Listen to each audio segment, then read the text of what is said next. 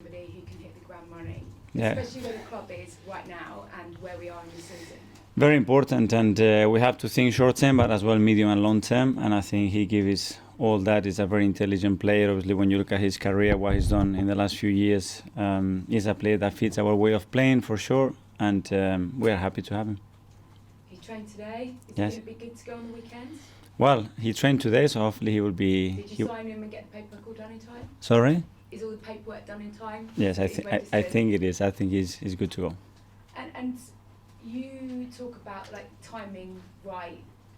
How much was this move about the fact there's a massive opportunity for you? And maybe we've talked before about how you didn't buy in January last year and it kind of cost you towards the end of the season. How much was that on your mind when you did this deal?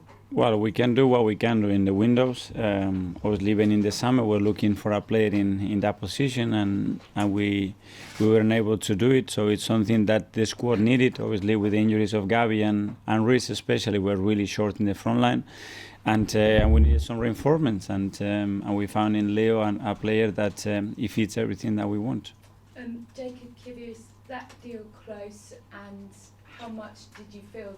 Do you feel the need to bring in a central defender? Because many people look at your squad and think, actually, I've got quite a few. We cannot talk with players that we haven't finalised. When that's the case, we can announce it. Okay. And last night, were you cheering on Tottenham? No, we look at ourselves. I think we have more than enough to just look at ourselves and try to focus on what we do, try to keep improving, and we have to win football matches. And what the rest they do is something that we cannot control. Pep spoke after the game about how maybe his players have lost their spark, and we take it for granted that they can just all go out all the time. How have you managed to keep your players so on it every game? When we saw those pictures of Xhaka in the warm-up last week, it's not easy. How have you managed to tap into this group? It's something that we have to do every single day, and tomorrow I have to lift my players. I have to make sure that my players are up to it, that they still have that desire, that hunger, and they still have something in the tummy to go on Sunday with the same ambition and energy to try to beat Manchester United. And Pep talked afterwards about his side actually being a million miles away. Is that a few mind games there and sort of putting pressure on you? Is this group ready to kind of go up as the pressure cranks up again? I continue to say what I say. We go training by training, and today we train really well, and tomorrow we try to train better than today. Thanks, Gail. Go to Becky from the PLP. Mikel, any fresh injury concerns after this one? Not that I know of. So far, so good. Amazing. Look, United on Sunday, the only blot on the copy paper. Motivation comes in all forms. Have your squad taken anything from the previous result into this one? We have to learn. There were some important lessons about that game and the reason why we lost it, when in many moments we had total control of the game. But we know that's one of the qualities of United. When you are in control of the match, the game gets away from you because they have so much individual talent, they have good organization, and they have many ways to create problems. So we have to be at our best to win on Sunday. Do you expect any win to be taken out of the United sails from the Crystal Palace last-minute free kick result? I don't know. Again, what happens with the other teams and results, still half of the league to go. So it's a lot of twists and turns still to go. We have to be consistent in what we do, play the best possible way, and control that. And the rest, he will take care of themselves. Lovely, Mikel, thank you. Thank you. Bradley from TalkSport. Hi Mikel, hope you're well. First things first, obviously United and Arsenal in previous seasons have been competing for the Champions League, Europa League places. This year, both in the top four, both competing for the title. And you look back at where the teams were under Ferguson and Wenger, always challenging for the title. Does it add any extra spice to this game, the fact that both Arsenal and United are challenging for that Premier League title this season?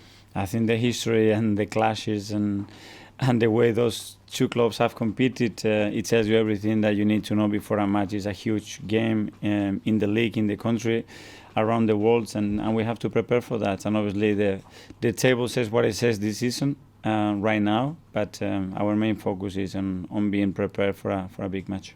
What have you made of the job Eric Ten Hag has done so far at Manchester United? Really impressive. I think he's done things around pretty quickly. I think he has implemented a very clear way of playing.